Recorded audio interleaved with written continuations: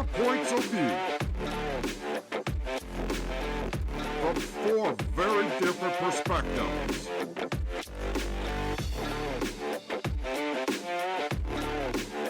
On the crazy and unpredictable world of professional wrestling as the Pure Theory Creations Entertainment Network presents a live, interactive show where you can be part of a conversation of all things professional wrestling, from the major leagues to the independents.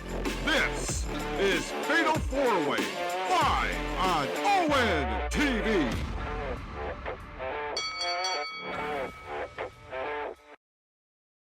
To the Fatal 4-Way, live here on ONTV. We're off and running, and we got a lot to talk about this week, along with Michigan Indie Pro Wrestling Hall of Famer Shawn Brian, the Stan Lee of PFC Brian Balfe, the incomparable Pope Brandon Brownson, who is sitting in for the absent Hollywood Q. I'm Jason Klaus. Gentlemen, there's a lot on our docket here this week, a lot of big events for both the tentpole organizations in the world of professional wrestling. AEW has their Double or Nothing pay-per-view that's coming up, and we are in the midst of the King of the Ring tournament that is going to conclude next weekend in Jeddah, Saudi Arabia. And this is one of the reasons why we wanted to have Pope on here this week, because his level of expertise in this realm revolves around All Elite Wrestling. So you're going to educate us. But first and foremost, it has been a long time since you've been here in this studio. We welcome you as part of the PFC network. I have been waiting so long for this. Hello, my beautiful audience. Pope Brandon Brownson back on ONTV at last. It's your boy Pope. I'm sorry, something about being in this studio gets me fired up again. I miss my old office. That was the broom closet. Yep, it sure was. And if you know, you know, one of them types of things. So, and also, we want you to be a part of this conversation. You can call into the show live at 810-331-2829, or you can correspond with us. If you're watching us on the Facebook live feed, you can correspond with us there. Mr. Grugel is monitoring that as we speak. Let's dive into Double or Nothing. It's coming up Sunday, May the 26th. The MGM Grand Garden Arena in Las Vegas, Nevada is going to host this thing. A lot of big matches are on the docket at this point, and it's being capped off by this main event. Swerve Strickland is going to put his AEW World Championship on the line against Christian Cage. Shawn, to see Christian Cage at this stage in his career headlining a pay-per-view is really a testament to this guy's ability to evolve with the business. Now, for me, I don't know how you feel about this, it's cool to see that he's still very relevant in what could have been the twilight of his career, right? Yeah, I mean, let's just put personal feelings aside and we'll go professional here. Christian has truly become a figurehead of AEW, absolutely one of the biggest heels in the promotion right now.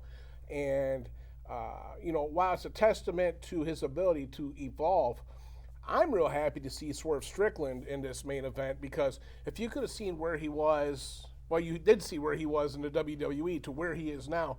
He is leaps and bounds ahead of the game. So that just goes to show you, depending where your placement is in certain companies and the type of opportunities they give you, what you can do with those opportunities and make the best of it. Brian, you follow NXT pretty closely over the course of the last handful of years, and Swerve Strickland was one of those breakout stars for a while. So much like what Shawn was saying, are you surprised that he is now a heavyweight world champion for All Elite Wrestling? Definitely, I would say it surprises me. I don't think it's undeserving. I think that he's got a perfect opportunity with a lot of people being injured in AEW, and he's let himself shine. And pat AEW on the back for like allowing him to have this opportunity, and I think he deserves it. He really went into that match with Samoa Joe as the underdog for all accounts, right here, Pope. I mean, you're kind of like the unofficial analyst for All Elite Wrestling here. Swerve Strickland and Christian Cage, in terms of a main event for a pay-per-view, what's your expectations on this? Oh, I mean, first of all, there are just so many things I enjoy about this as a match. From the Wembley show that they did, All Out, the reaction that I saw Swerve get during that show blew me away. And I knew that if they gave him the ball, that this was a world champion worthy talent. It is wonderful getting to see that come to fruition. I love the story that they're doing where it feels like Swerve is having to repent for a lot of the stuff he did as a heel. A lot of the lead-in with Christian Cage is the fact that he had this feud that involved Nick Wayne. I believe that was with like Darby Allin. But anyway, that's where the genesis of that was. Christian Cage, in my opinion, doing the best work of his career right now. He is just the most detestable of scumbags imaginable. I think that's the best way to put it, given the current PG language situation, Barrier. But he is just the best kind of heel right now. I believe that this is easily going to be a win for Swerve. If Christian wins, you will see me eat this hat. With how red hot Swerve is right now, that would be a major misstep. But that's a perfect first big challenge. I think that this is his first major defense on pay-per-view. I could be wrong on that one, but no, this is a fantastic match on paper. I really hope it's as good in execution. Speaking of execution, we sat here 2 weeks ago and discussed this angle with Jack Perry attacking Tony Khan, forming this new group with Okada and the Young Bucks. The Elite is going to be taking on Team AEW at Double or Nothing, that being Bryan Danielson, Darby Allin, and FTR. Now, an Anarchy in the Arena match, Pope. Kind of break this down for me. So, essentially, it's a big old Memphis-style brawl. It's just a bunch of dudes beating the crap out of each other all around the arena, using whatever bells and whistles they can get their hands on. Very Attitude Era-y, brawly stuff. Typically you've got some guys in there who can come up with some creative ideas for what to do with the arena and whatever they have available. Seeing Darby Allin in a match like that, I'm sure that we're going to see something that we thought inhuman. It's a big old goofy gimmick match, which, there's a place on the card for that. I like it. I'm really hoping that that's not like one of the main event matches. I'm hoping that they let that one be like a heater somewhere in the middle of the card, but I know that they won't. It's all the top talent in one match.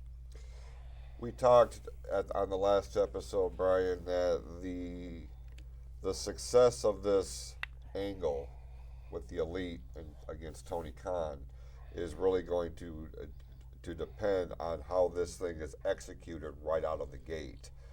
Are they going too fast right now with this 8-man tag match? Should they have broken this up and kind of led into a blow-off, for the lack of a better term, at a later date? Or are they coming out of the gate with this the right way to handle this?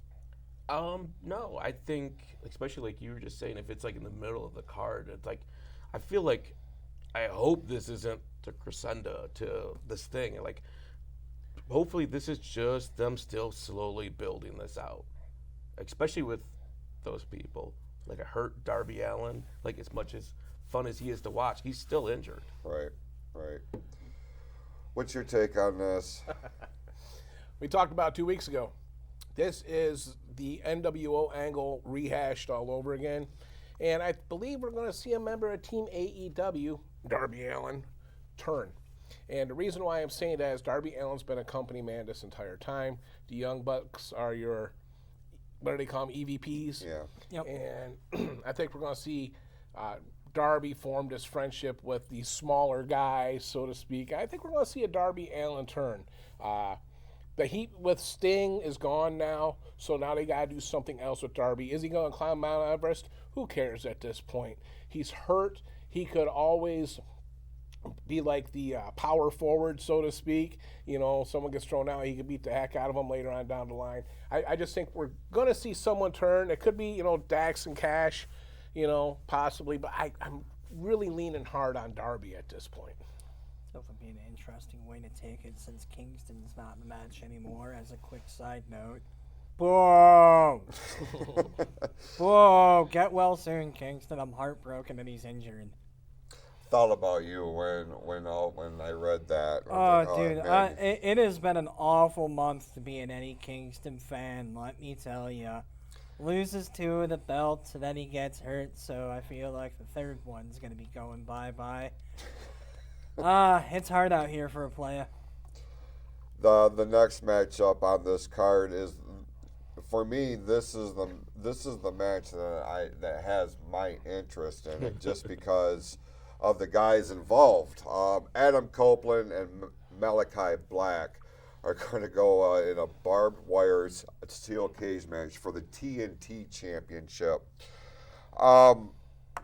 Edge and Aleister Black. On paper, this is a dream match, Brian. Absolutely. You know I'm a huge mark for Black. I love that guy. Barbed wire steel cage match. Is this too over the top for this kind of show? I just feel like they're pushing really hard, really quick to bring these feuds to light for this pay-per-view. And I think it's going to be a good match. It's a dream match, as you say, on paper. You know, I'm not an Aleister Black fan at all. I don't even want to talk to you. I just, you know, if the guy would have never talked, I probably would have been a fan. But the fact of the matter is I wish the same for you right now. But here's where you're going to be like, what? I'm really hoping they're using this as a push to put him over for the championship. I don't think it'll happen, but I really do, because his group is the House of Black. That's probably one of the more over things going in AEW. Right I was going to say, you know, the House of Black, Malachi Black is right there on the cusp. He's got so many things working for him.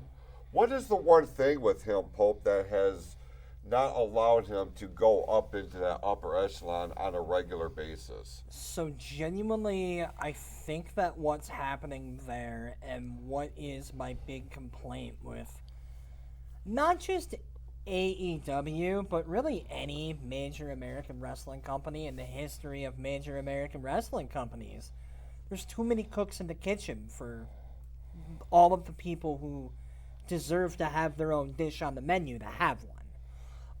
Malachi Black is one of the best wrestlers top to bottom on that roster right now.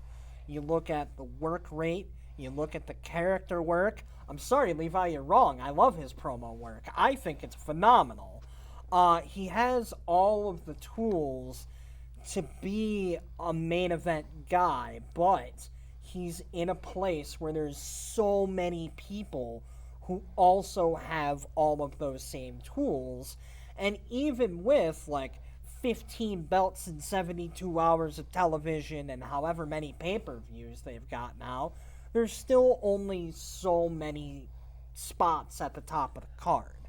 There's only so many main event caliber spots. I love seeing him in something like this because Malachi Black deserves to be in something like that. The House of Black, since its inception, has been one of the most compelling things on AEW television. I think that's what they wanted the Dark Order to be. Right. But, you know, will he be able to stay in that main event spot? I sure hope so, you know. I'll make the prediction that I think that this is going to be the main event of the night, personally, just with the caliber of talent that's in there, the championship belt, you know, the TNT title has really had some shine put on it since Christian Cage has held the belt. And, the stipulation at hand, it's a show ender in my opinion. And I really hope that this is I really hope that Double or Nothing is the Malachi Black what All Out was for Swerve. Okay. Toni Storm, who is another one who has capitalized on opportunity. She is going to be going one-on-one with Serena Deeb for the AEW Women's title. As far as women talent here in AEW, Sean, I feel like these two are they're right there at the top. So this is a good representation of their championship. Serena Deeb is great. I've known her for a long time. Not name dropping, I'm just saying I've known her since her indie days, and I've watched how she's evolved and grown. From her time in WWE with CM Punk and his little clan that he had going on to where she's at now with Ring of Honor. But timeless Toni Storm, probably bar none, the single best women's gimmick going in AEW right now. There's no way Serena Deeb is going over her. No way. I argue that's the best women's gimmick going right now, period. Yeah. If not the best gimmick going right now. She could read her shopping list and I would be enthralled because she is so deep into character work. What's your take on this? Do we see Toni Storm walk out with the title, or is Serena going to upend her here? I have no clue who Serena Deeb is. Obviously, I know Toni Storm, especially even from the NXT and stuff like that. Right. And so that doesn't surprise me to you say that at all, because you could see that with her. But yeah, I feel, I don't know, I could be wrong, but I feel AEW when it comes to the women's division is really far behind. That has been one of my major complaints with AEW since day one. And the deeper their roster of talent gets, the more hours of television they have every week, the more that just rustles my jimmies. Because there's so much phenomenal female talent on AEW. There's no reason that they're only getting one segment a week, Well, the other representation with this particular division will be for the TBS title, Willow Nightingale and Mercedes Moné. Sean, I'm just going to let you start. I know you're a huge fan of Mercedes Moné here. You trying to get me to leave? Is she taking the TBS title? Unfortunately, yes. Yes, she absolutely is. If you know what happened in Japan, she got hurt. Will Nightingale went over her for that Japan. Yeah, say it for me, please. The New Japan Strong Women's Championship. Yeah, and inadvertently because of an injury, this is kind of like payback for Mercedes Money, as she keeps calling herself instead of Monet. And she'll go over for a title, and we'll have to watch her dance. And whatever. What's your take on this? I wasn't a fan of Sasha when she was in WWE. Not a fan of Monet now that she's in AEW. She's definitely probably going to pull this off. They're not going to have her lose her first chance at a title. Right. Well, not at $10 million for 3 years. No, but I would. I would have paid that money for her. What's your take on this? Well, I'm a fan of both of these women, so, like Sean pointed out, the history behind this match, I feel like they've done a pretty decent job of leading into it.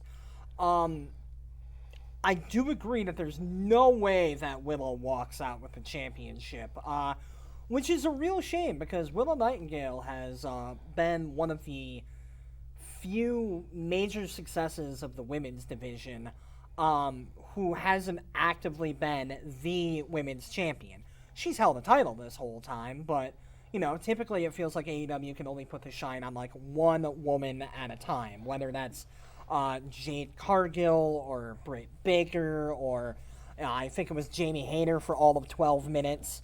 Being able to see the focus be put on more than one woman at once was pretty awesome. But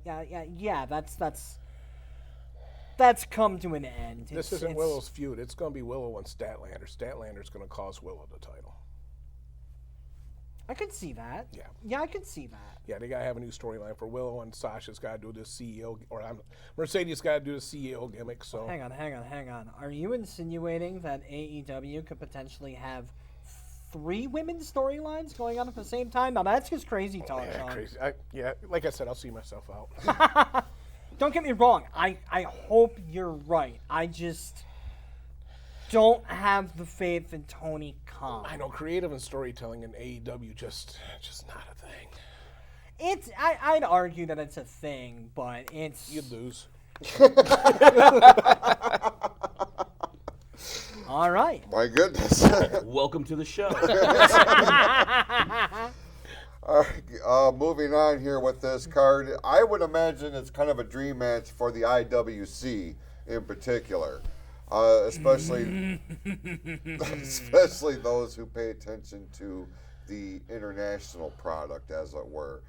Will Ospreay is going to go one-on-one with Roderick Strong for the International Championship. You have strong opinions on this. First of all, let me just pull this away from you a little bit. Woo, baby! It's going to be a good one. It's going to be a good one. I am salivating at the thought of this match. All right, so Roderick Strong, easily one of the best underrated talent of the past 20 years. I'd argue that a very Best thing good... you've said yet. Best thing you've said so far. I'd argue that he's like a Dean Malenko of our generation. One of those now guys. You did it even better. He could wrestle Perry Saturn's mop and have a 5-star match. According to Dave Meltzer. 6 in the Tokyo Dome.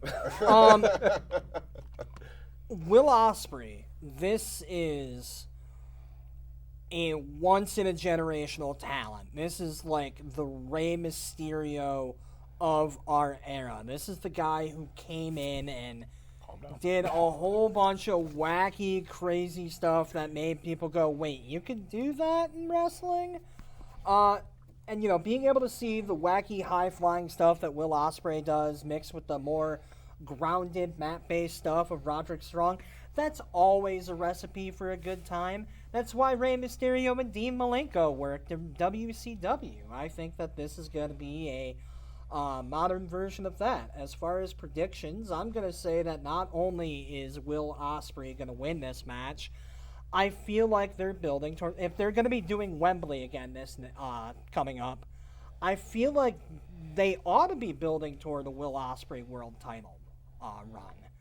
Because imagine how banana that pop would be at Wembley if Will Ospreay, the home country boy, won the big one in the big arena. That is something that would be in every hype package in AEW for the rest of forever. I could definitely see that being a thing, the way you lay that out here. Roderick Strong really got a degree of national notoriety when he was part of the NXT roster. That's when the mainstream fans became acclimated to him. He did amazing things in Ring of Honor and other organizations prior to Khan buying Ring of Honor, I guess I should mention. But is this the match of the night for this pay-per-view? I'd still go Adam Copeland and Malachi Black over it, but it's right there. Yeah. It's like it's the only 2 matches on the card I would even care about. Yeah, fair. That's fair. What's your take on this?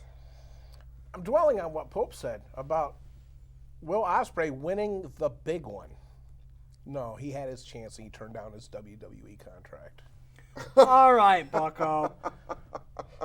I think it's going to be a great match, but it ain't no WrestleMania moment as far as I'm concerned. Roderick Strong, absolutely. In AEW circles, you could compare this to a Ricky Steamboat Macho Man Savage match on paper, but it will never achieve the level of notoriety it should because it's not going to be a WWE match. I don't care what anyone says at this point. Is it the lack of story leading up? Because that's part of what made Savage and Steamboat so amazing, was the story leading up to what wound up being arguably the greatest professional wrestling match of all time. Absolutely. And that's what I'm saying. This could be a legendary match. But unfortunately, people aren't going to talk about it on the same level as a Steamboat Savage match. I mean, I think that's definitely fair, but it's also really complicated looking at the story with this because, Roderick Strong, character-wise, it feels like his story is very much on pause with MJF being injured right now. You know what I mean? Like, they were so clearly building toward, Adam Cole and Roderick Strong versus MJF, and with MJF being injured, they're kind of in a situation where they're like, what do we do with these people? Is he really injured, or is he going to make a smart decision unlike Will Ospreay? It's the speculation. Also being speculated is how much buckets of blood will IWGP champion Jon Moxley spill in his match against Konosuke Takeshita. What he said. Alright, that's why I'm here, folks. Okay, so talk me through the concept of the Eliminator match. So, essentially, this is someone wrestling a champion where if they beat the champion, then they get a future title match, right? So the title's not on the line here. The title is not on the line. Okay. The title shot is on the line. Gotcha. Essentially, the idea here is, if you have,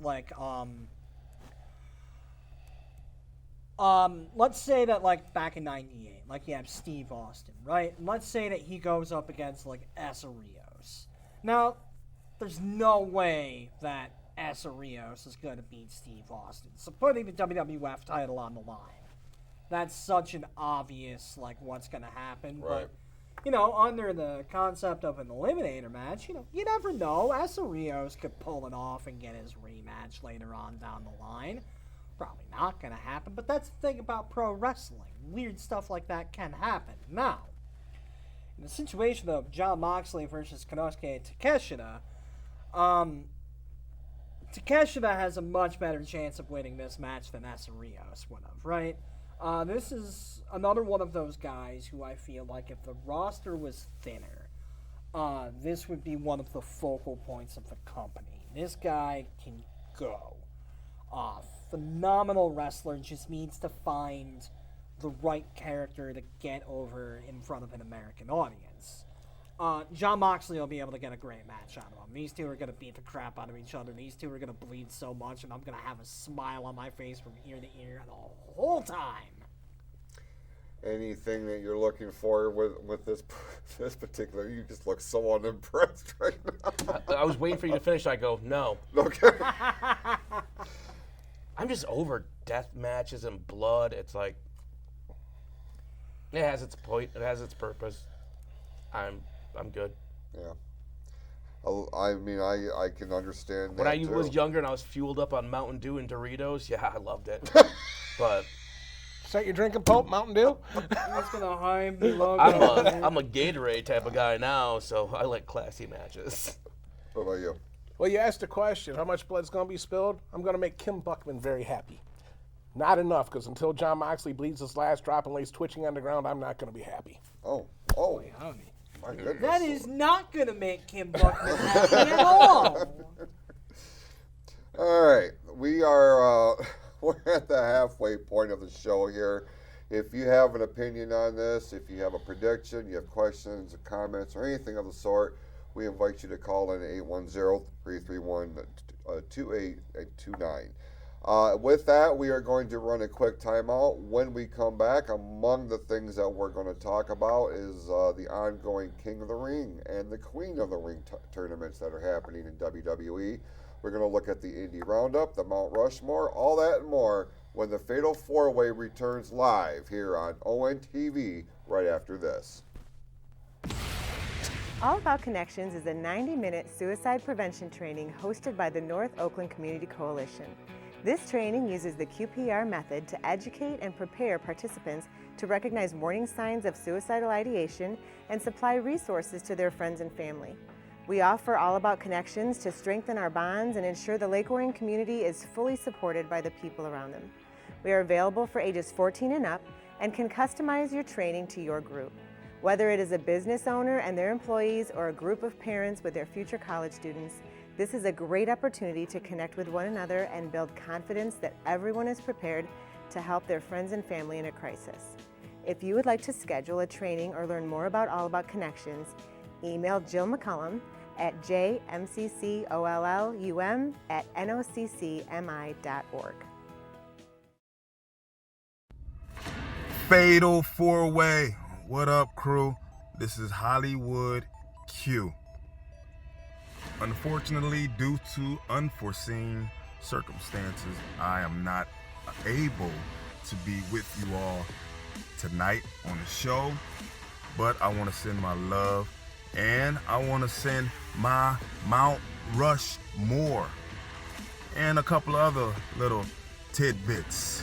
So I want to talk to the fans. I want to talk to the artist formerly known as the Basher. I want to talk to my homeboy Levi, and I want to talk to Stan Lee himself, the Buffinator. Hopefully he ain't cough up a lung, but nothing like that. I want to talk to y'all real quick. Mount Rushmore. Future king or queen of the ring winners. Future. Let me see. Let me think about it. If they keep it high profile, I want to start off with the queen, Charlotte Flair. I know she already got the accolades and she already got all the title wins and everything, but why not add that to her trophy case? Queen of the Ring. I can see her winning that next year. Number 2, keeping it high profile, and this guy might win it this year. Matter of fact, I believe he's the favorite. And I guess this is also a prediction as well. Gunther. All right, now here's my literal dark horse prediction for, maybe a couple years from now. Oba Femi. And then who would be my number 4? Think about this, Q. Think. And last but not least, I'm gonna say, and this may be an unpopular opinion, but I'm going to say Lexus King. I'm not a big fan of his, but I can see them throwing him a bone. All right, fellas, y'all have a good show. Look like y'all having a good time already. I'll holler at y'all. We gonna be in touch. Peace out. And we welcome you back here to the ONTV studio, live here in Lake Orion, Michigan. You are watching the Fatal 4-Way. This is an easy transition, Brian. We're going to run right into the Mount Rushmore segment. A big shout out to Quad L. Edwards for sending that in. We miss you, pal, and look forward to seeing you in 2 weeks' time. Future Kings and Queens of the Ring is your Mount Rushmore this week, and it kind of ties in with the whole thing going on with the tournament, with your choice of apparel here. So we'll let you kick off on the heels of what Hollywood said. Yeah, well, I guess I'll just follow my first choice up with the one that he also had, Charlotte Flair. I mean, she's basically the queen of WWE, so why didn't you give her the crown as well? I did 2 females, I did 2 males. I'll do my second female possible winner of this year. Tiffy time. Oh, man. Okay. Despite all the controversy. Despite all the controversy. Whatever. First guy I have, Braun Breaker. it breaks my heart that he wasn't in this. Obviously, they're even doing a storyline about him not being in this tournament. I think something will probably end up coming from that. If there's going to end up being a feud right afterwards with whoever wins it. And then my fourth pick, MJF. Oh, man, I love that. Right outside the box. I mean, can you see that guy with a crown on his head? Absolutely, you The can. Burberry scarf and a crown on his head. Yep, I can totally see that being a thing. Absolutely. How about you? I myself have Braun Breaker as well. How do you not? But then I also have LA Knight. Yeah. I think he'd definitely be one. And then, of course, I have to go with Tiffy Time. She's my I absolute knew you favorite. would. But then this one further down the road, simply because I love listening to her talk. I haven't seen her wrestle. I just love her voice. Adriana Rizzo from NXT. Yeah. I love that Brooklyn accent with the crown. I think that'd be hilarious. I also went with Ariana Grace. Did Because you? she's already got the sash and everything going. How about you, Pope? So, first of all, I cannot believe that you would pick someone from AEW. They don't even work there. Why would you pick someone from Ricky Starks? Ricky Starks.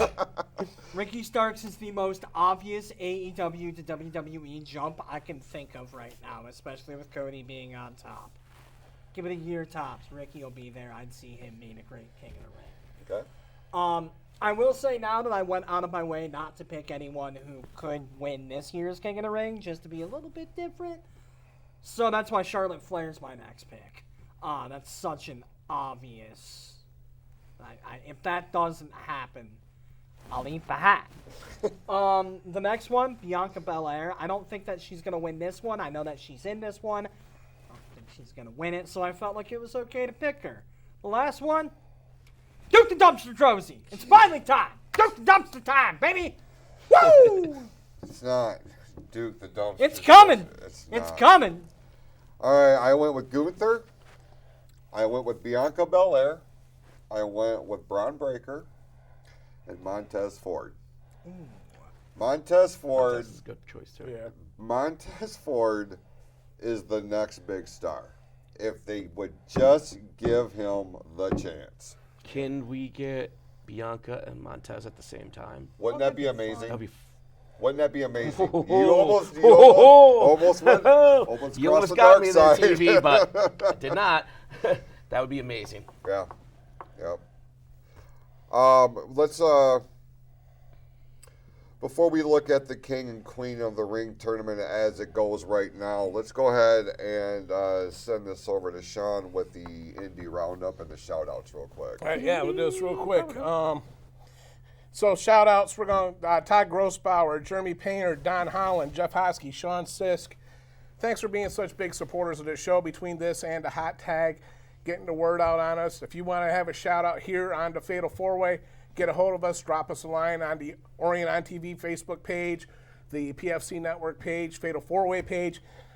You look for it, we're out there. We're all over the place. All right, and Right on your bathroom walls. We'll find it. so I could go into a little shooty shoot here at this point, but I'm not going to. I got 2 shows on the list.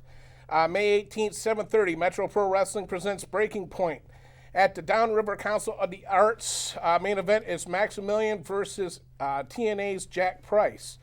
Website is Metro Pro Wrestling on Facebook. May 19th, Capital Pro Wrestling, the Great Lakes Professional Wrestling Showcase at the Fledge in Lansing, Michigan. Whew, slow down, Sean. El Ridiculoso versus Keith Green. Check them out on Facebook at Capital Pro Wrestling. Also going to throw this out there. Nate Matson, 28-year veteran of the Michigan Indies. If you are a worker, trained, referee, you name it, he is going to be giving a clinic at the House of Truth. We talked about the House of Truth 2 weeks ago. 28 years, he's been in WWE. He's been in all different kinds of television appearances. He's going to be teaching you about your ring persona, your ring presence, heel babyface psychology, storytelling, ring awareness, selling, blah, blah, blah. Check out Martini Truth or the House of Truth on Facebook. Now, real quick, I want to peel back the curtain a little bit. And if you listen to the hot tag, you know what's going on with me health-wise. You know what's going on with me professionally. May 8th of 2023 was my very last professional wrestling match. And I thought it was going to be my last professional wrestling match against Nikki Ratu. We talked about this on the Heat vent. I can't go out like this. I stepped on a verbal landmine. It was a great match against Nikki Ratu, but that match was tainted because I said a word that not a lot of people agreed with. So I went and, believe it or not, this last year I took sensitivity classes. I took these sensitivity classes for 4 months. I bettered myself. I have a better relationship with my wife. I have a better relationship in my personal life. I have a better business relationship on my professional side of things. But I can't go out of the ring on a match that was tainted. I've been in the wrestling business since 1998, Jason. It's a long time. It's a long time. I can't go out like that. I can't go out with a match. In the back of my head, that was a great match, but it was tainted because people didn't agree with something I said, and I understand why. When I got into this business, I was one of the best. I was in great shape. I was holding multiple titles. And here I am. I'm turning 50 this year, and I see how this business evolved, and it ticks me off. You wonder who the best is, and you wonder at 50 years old if you could still hang with the best. And that's what I'm going to do, because who's the best in Michigan right now? It's Tommy Vendetta. Tommy Vendetta, I'm laying it out for you right now. A 50-year-old Levi Blue wants to step in the ring with you. I don't care if it's a death match. I don't care how much blood is spilled. I got to see if I can still hang at 50 years old with the best in Michigan. I can't go out with this hanging over my head that my last match has been tainted. It's driving me absolutely nuts. And this year, I've started my infusions. I have the diverticulitis, I have the Crohn's, I have the colitis. I started the infusions. I feel like $1 million in Tommy Vendetta. I want to know if I can hang with you.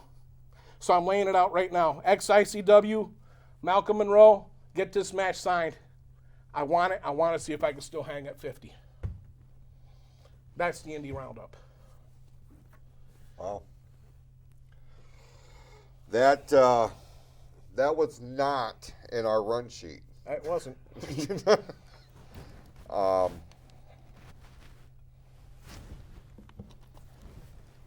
That's 50 years old, Jason. I can't go out with. I understand. I understand where this is coming from. Over 26 years in the business, and because I said one stupid word, I go and I understand why. I took the sensitivity classes. I understand why. But I can't let that hang over my head anymore. Can't do it. I have all the respect in the world for you for doing this, and for the reasons why you want to do this. And we can talk more about that on next week's Hot Tag on the PFC Entertainment Network. I couldn't hold it anymore. I'm sorry. No, you're perfectly fine. We do have a call that has come in. We'll get to it in just a moment. But I also would like to take this opportunity, the people that you mentioned in the shout-outs, I too would like to thank you for taking the time out to share our shows and to get the word out, because it's support like that makes it all the difference and all the worthwhile. With that being said, we do have a call on the line. Welcome to Fatal 4-Way. How's it going, fellas? This is Eric Cherry. Yeah. Cherry bomb. Yes, it is. What's going on, Eric? Not too much. How are you guys? Loving the show. Great. Well, we're doing good. We appreciate you tuning in. I assume you have an opinion. You have a comment of some sort? First, I want to say to Levi, I'm glad you're doing well, my brother, and I would love to see that Tommy match. That would be great. And as far as the King of the Ring, I just wanted to say my favorite King was Owen. Sure. Absolutely. Yep. Mm-hmm. Strong argument can be made. He is at the top of a lot of people's lists, for sure. Mm-hmm. Where you at on this year's tournament? Do you have somebody that you're looking at that's the odds-on favorite? Not really sure. There's a lot of good talent there. Just excited to see it. You know, they're going to be doing a series of quarterfinal matches here tonight on SmackDown on Fox. Randy Orton is going to go one-on-one with Carmelo Hayes, LA Knight and Tama Tonga. And then on the women's side, Jade Cargill and Nia Jax. That's the one that scares me more than anything. And Bianca Belair and Tiffany Stratton. Eric, hang on. We have Eric. We appreciate you. Hang on. Oh, that other caller just left. All right. Sorry. I'll miss you forever. We didn't get the opportunity to switch over. If you want to call back, we will tap you into the call. Eric, real quick, is there anything else you want to throw out here before we dive into the quarterfinals here? No, I think Levi's choice of LA Knight was good too. Though the guy's been really hot, and they haven't given him any kind of title yet. So I think that would be a good pick. Right. Listen, man, we appreciate you tuning in. We do have another call coming in. So that was cool to get his take on it. Mm-hmm. Welcome to Fatal 4-Way. Who are we talking to?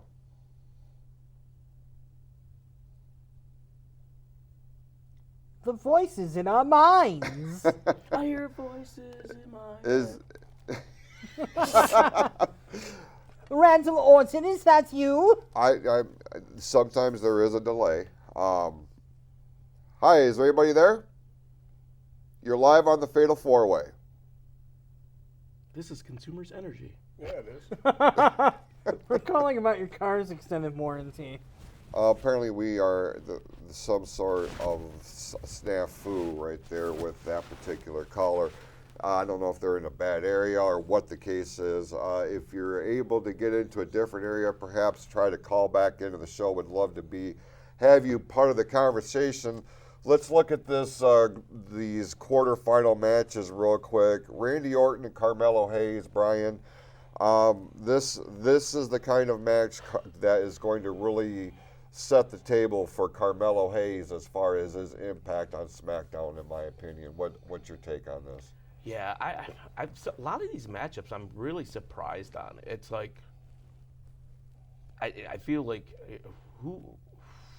I don't know who you're gonna have to lose that match and take heat away from the other one. It's kind of a, you've got the veteran versus the upstart. Randy Orton is, if you're gonna build a professional wrestler from scratch, you're building Randy Orton without you knowing it's Randy Orton. Yeah. Carmelo Hayes, this is the opportunity. I mean, he come up from NXT. And he's getting thrown right into the spotlight. Can he handle it? I think he can. He proved it in his match with Baron Corbin here last week on SmackDown that I had to watch twice. But it's the caller where I'm waiting to bring him in. But yeah, Carmelo Hayes, is he gonna win the King of the Ring? Doubt it. But let's see. I'd like to see LA Knight take it. Okay. That moves us into LA Knight and Tama Tonga. Are you familiar with these two gentlemen? I am very familiar with both of these individuals. Seeing LA Knight have the run that he has been having has filled me with so much joy. And seeing Tama Tonga in WWE, did not see that one coming, but with the everything going on with the Bloodline right now, it makes perfect sense. Phenomenal time to bring him in. Who's going to win this one? Man, I got no idea. It would be really cool to see LA Knight just because, I'm personally more of a fan of Knight than I am of solo Tama Tonga, but, it's just my opinion. We do have a caller on the line. Welcome to Fatal 4-Way. Who are we talking to? This is Don Holland. Can you guys hear me this time? Yes, sir. Welcome to the show. How are we doing, Don? Good. I just wanted to call and tell Levi that I think what he did is awesome, and it deserves a round of applause. Because I remember when everything was going down a year and a half ago, and to call out Tommy, that's pretty pretty gutsy, and especially a death match. And I just wanted to tell Levi I appreciate that, and whenever it goes down, I'll be there. I'll have front row tickets. Hey man, if you want to try to stack yourself up to being the best, you have to go up against the best. Oh, and one other thing. Pope is crazy. AEW's women's division lacks crazy. TNA and WWE's women's division blows them out of the water right now. It's not even close. Talent-wise, perhaps. But Just had to get that in there, too. The booking just ain't there. Thanks, Don. Yep, you guys have a good night. Thank you, Don. We appreciate you calling in here. This is going to catch on like wildfire. And I don't mean Tommy Rich. This is, or Jimmy Jones, but be that as it may. This is going to catch fire. And Don's call really, I mean, that's going to be the one that it sparks the fuse, because now it's going to start going around the socials, as it were. Yeah. LA Knight and Tama Tonga. This is the kind of the toss-up match, in my view, at this point of the tournament. Would you agree? Yeah, I mean, let's face it, the Bloodline's one of the biggest things going right now, but I really think it's lost a lot of the momentum it has without Roman Reigns there. I don't know, I just don't have the same interest that I did before. So LA Knight needs something.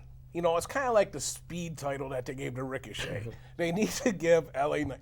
And on top of that, think of the conflict here. King Knight. You know, it's just kind of funny. Brian, what's your take? I feel like we're going to see LA Knight take it. I feel like we're going to need to see someone big on this side to go against Gunther on the other side for once it gets to the actual King of the Ring live event. Right. I want to say pay-per-view so bad. I still do. I did. But, I mean, and I think LA Knight would be the perfect person to be in that spot. Agree with that? Yeah, for sure. I mean, it's pretty much a given that Gunther is going to represent Monday Night Raw at the PLE on May the 25th, when they do have the finals in Jeddah. It does bother me that we're not going to have, for the semifinals, Gunther versus Dragunov. I want that rematch again. Oh, dude, that is never a bad match. No, two of them, but they both have been amazing. Oh, it's been more than the two of them. They had a few on the indies, too. That was just barn burners. But you put those two together, you're going to have a good time. For the Queen of the Ring tournament, we have two quarterfinal matches that are going to take place later on this evening. Jade Cargill versus Nia Jax, and Bianca Belair versus Tiffany Stratton. Belair, in my view, she's the benchmark right now for the women's division on SmackDown. And take nothing away from Bayley. She's great.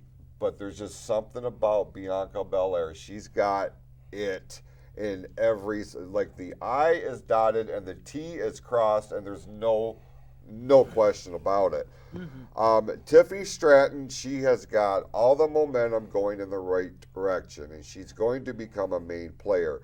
I feel like at this point, they're testing the waters with her. They're trying to see what her strong suits are. Where is she lacking? Where can they improve? So by the time SummerSlam rolls around, I feel like she's going to be in the challenger slot for a match with Bayley. We'll have to see how that plays out here. But Cargill and Nia Jax, Brian, this is the one that scares me, because there's so much stock put into Jade Cargill right now. And then you have this woman who they have dubbed the indestructible force, or whatever. I like the fact that you almost called her irresistible. Like, that's not a minute. It's not a gimmick, man. Like, this chick is dangerous. She's very dangerous. And do we really want to put her in the ring with somebody who has proven?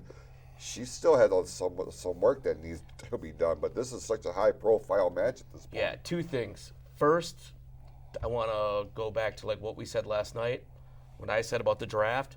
You can see right here, SmackDown has definitely has the majority of the women talent. Because you look at their side of that Queen of the Ring tournament and compare it to what Raw has on their side, and it's completely lopsided. Prime rib and bologna, as it were, Pope. Aye. Yeah.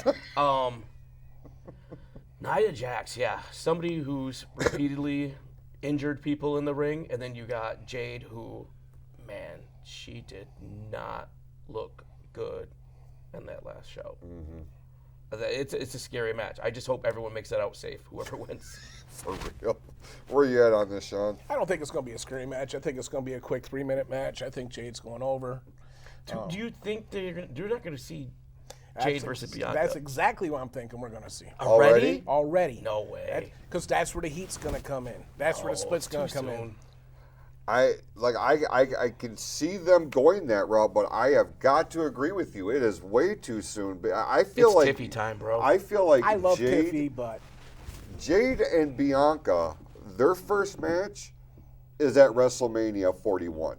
That's what I would be building towards if I had the book, because these two, especially as Jade becomes more established with the WWE crowd. Especially, that's going to be a television show match. That's not going to be like a pay-per-view. Like, that would be SmackDown next week. Right.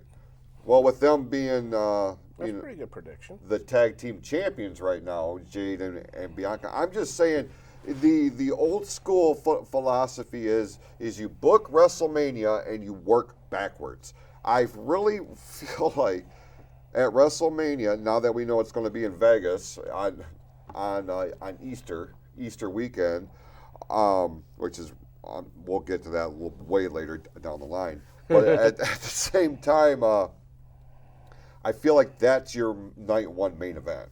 You know, as you building and you establish Jade to the WWE, and I feel like she's going to be the heel of the equation.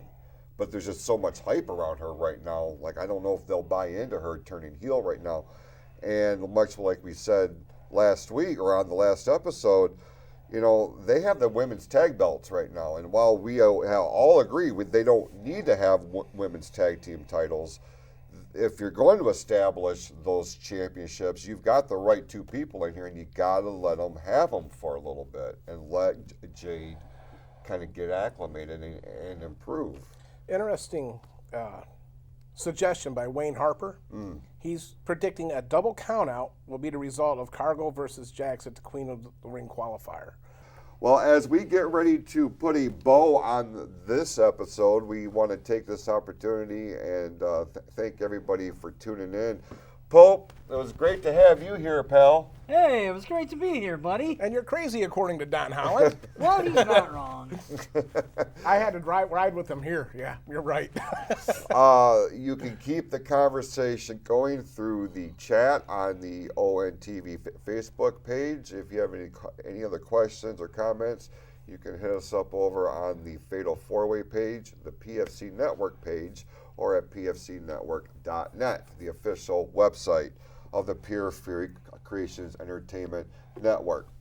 For Shawn Grugel, for Brian Ball, for Pope Brandon Brownson, I'm Jason Klaus. We certainly appreciate you all tuning in. Go out, be awesome to yourselves and to each other. We'll see you in 2 weeks when we're back here live for Fatal 4-Way here on ONTV. Tip your waitresses.